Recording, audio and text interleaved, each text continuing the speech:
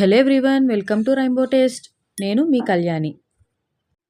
ఈరోజు మనం చేసుకుంటున్నాం ఫ్రై పీస్ బిర్యానీ అండి. ఫ్రై పీస్ బిర్యానీ చాలా టేస్టీగా ఉంటుంది. పీస్కున్న మసాలా కానీ, బిర్యానీలో ఉన్న ఫ్లేవర్స్ కానీ చాలా టేస్టీగా ఉంటుంది. రండి వచ్చేసేయండి, ఎలా చేయాలో చూస్తాం. నేను ఈ ఫ్రై పీస్ బిర్యానీ కోసం 1/2 కేజీ చికెన్ తీసుకుంటున్నానండి. ఈ చికెన్ శుభ్రంగా కడిగి అట్టి పెట్టుకున్నాను. దీన్ని ఏం చేయాలంటే ఒక గిన్నెలో నీళ్ళు పోసుకొని దాంట్లో ఒక చెంచా ఉప్పు వేసుకుంటున్నానండి నేను. ఈ ఉప్పులో మనం తీసుకున్న 1/2 కేజీ చికెన్ కూడా దాంట్లో వేసి మనం బాయిల్ చేస్తాం అనమాట అండి. 5 మినిట్స్ ఏమో హై ఫ్లేమ్లో బాయిల్ చేయాలి. మిగతా రిమైనింగ్ 20 మినిట్స్ ఏమో లో ఫ్లేమ్లో బాయిల్ చేస్తామండి. ఓవరాల్గా 25 మినిట్స్ మనకి బాయిల్ అవుతుంది. ఈ బాయిల్ అయిన చికెన్ తోటి మనం కర్రీ చేసుకుంటాం అనమాట అండి. ఆ రిమైనింగ్ వాటర్ ఏదైతే ఉంటుందో ఆ వాటర్ మనం బిర్యానీలోకి యూస్ చేస్తాం అనమాట. ఆ చికెన్ స్టాక్ అంతా కూడా మనకి ఇక్కడే చికెన్ 90% కుక్ అయిపోతుంది అనమాట అండి. ఇది ఇలా ఉడుకుతూ ఉంటుంది. ఇలాగా మనం బాస్మతి బియ్యాన్ని నానబెట్టుకుందాం. నేను ఈ గ్లాస్ తోటి 2 గ్లాసెస్ తీసుకుంటున్నానండి. అంటే 500 గ్రామ్స్ వస్తుంది కొలత ప్రకారంగా అయితే కనుక.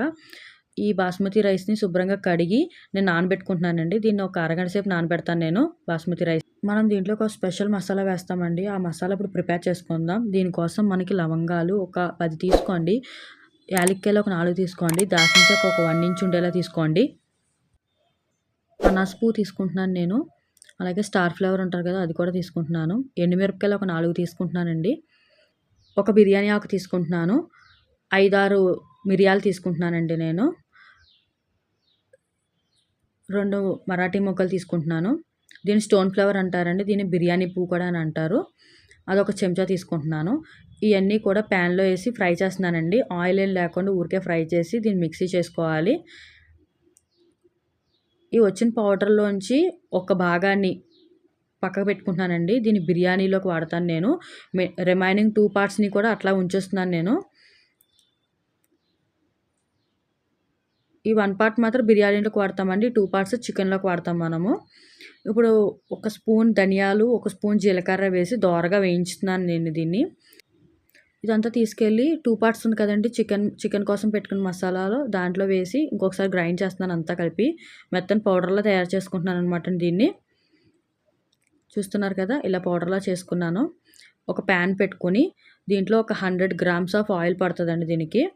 ఆయిల్ వేసుకొని దాంట్లో ఉల్లిపాయలు, నేను ఒక పెద్ద సైజు ఉల్లిపాయ తీసుకున్నానండి. చిన్న చిన్నగా కట్ చేసి ఉల్లిపాయలు వేసుకుంటున్నాను నేను. ఉల్లిపాయలు కొంచెం మగ్గాలి. ఉల్లిపాయలు కొంచెం మగ్గిన తర్వాత నేను అల్లం వెల్లుల్లి పేస్ట్ తీసుకుంటున్నాను. ఒక స్పూన్ వాడుతున్నాను. ఒకసారి కలుపుకోండి. అల్లం వెల్లుల్లిలో ఉన్న పచ్చివాసన అంతా పోయేదాకా ఒకసారి కలపండి ఇదంతా. మీరు ఫస్ట్ టైం కనుక నా ఛానల్ చూసినట్లయితే నా ఛానల్ సబ్స్క్రైబ్ చేసుకోండి, షేర్ చేయండి, లైక్ చేయండి. ఇప్పుడు దీంట్లో 2 టేబుల్ స్పూన్స్ ఉండేలాగా టమాటో పేస్ట్ వేస్తున్నానండి. అంటే టమాటోని మిక్సీ చేసి దీంట్లో కలుపుతున్నాను అనమాట. కొంచెం మగ్గనిద్దామండి దీన్ని. మసాలా దగ్గర ఏం కన్ఫ్యూజ్ అవ్వద్దండి. 2 పార్ట్స్ ఏమో చికెన్‌లోకి వాడతాం. 1 పార్ట్ ఏమో బిర్యానీలోకి వేస్తాం అనమాట. ఇప్పుడు సాల్ట్ వేసుకుంటున్నానండి నేను. 1 టేబుల్ స్పూన్ సాల్ట్ వేసుకుంటున్నాను. 1 టేబుల్ స్పూన్ కారం వేసుకుంటున్నాను. కొంచెం పసుపు వేసుకుంటున్నానండి. అంతా ఒకసారి కలిసేలా కలిపేసుకుంటున్నాను నేను ఒకసారి. ప్రాసెస్ కొంచెం లెంతీ అనిపిస్తది. కానీ తయారు చేసిన తర్వాత టేస్ట్ చాలా బాగుంటుందనమాట. ఒకసారి మొత్తం అంతా కలిపేసుకుంటున్నానండి నేను. కొంచెం టమాటో వేసాను కదా, అది కూడా కొంచెం మగ్గాలి కాబట్టి బాగా కలుపుతున్నాను నేను ఒకసారి. ఇప్పుడు దీంట్లో చికెన్ కోసం పక్కన పెట్టిన 2 పార్ట్స్‌లోంచి సగం మాత్రమే మసాలా దీంట్లో వేస్తున్నానండి. మిగతా సగం అలాగే ఉంచుకున్నాను నేను. అదొకసారి కలుపుకున్న తర్వాత ఒక గుప్పెడు కరివేపాకులేస్తున్నానండి. కరివేపాకు చాలా బాగుంటుంది దీని టేస్ట్. ఒకసారి బాగా కలిపిన తర్వాత నేను దీంట్లో ఉడకబెట్టిన చికెన్ వేస్తున్నాననమాట. ఇదంతా కలిసేలాగా ఒకసారి కలుపుకోండి. కలిపి మూత పెడతాను నేను. మూత పెట్టి కొంచెం సేపు మగ్గాలండి. ఇది లో ఫ్లేమ్‌లో మగ్గించుకోవాలి దీన్ని. హై ఫ్లేమ్ పెడితే మాడిపోద్ది. లో ఫ్లేమ్‌లో పెట్టి కలుపుకుంటూ మధ్యలో కొంచెం మగ్గించుకుంటూ ఉండండి.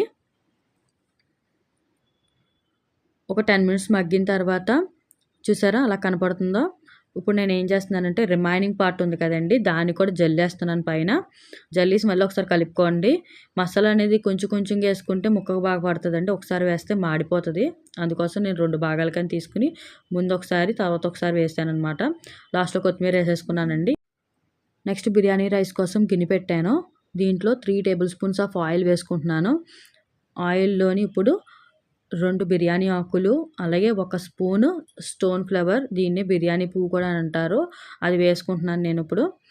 అవి అయిన తర్వాత బిర్యానీ మసాలా కోసం 2 స్టార్ ఫ్లవర్స్, 3 లవంగాలు, 1 ఇంచ్ దాల్చిన చెక్క, 4 లవంగాలు వేసి ఒకసారి కలుపుకుంటున్నానండి నేను.